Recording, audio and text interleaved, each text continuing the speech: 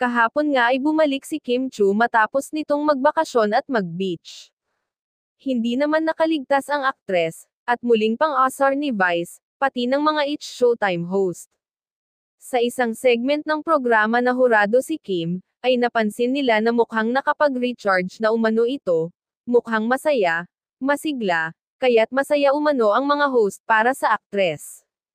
Kapansin-pansin naman na tuwing inaasar nila si Kim Chu ay nagpapatugtog ang show na malungkot na music, dahilan kung bakit mas lumakas ang mga balita na hiwalay na ito sa long-time boyfriend na si Sian Lim.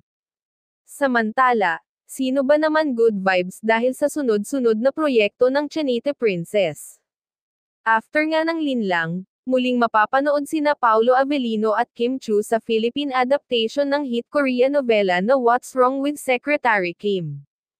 Nakatakdang magbida ang kapamilya stars na sina Kim Chu at Paolo Avellino sa Filipino adaptation ng hit South Korean series.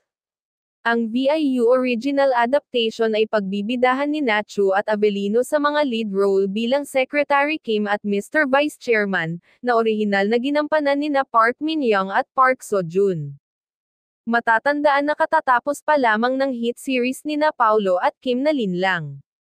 Marami ang nagandahan sa kanilang pag-arte at nakapansin sa kanilang malakas na chemistry dahilan para hilingin ng ilang mga netizens na sila na lamang ang muling pagtambalin sa Philippine adaptation ng What's Wrong with Secretary Kim.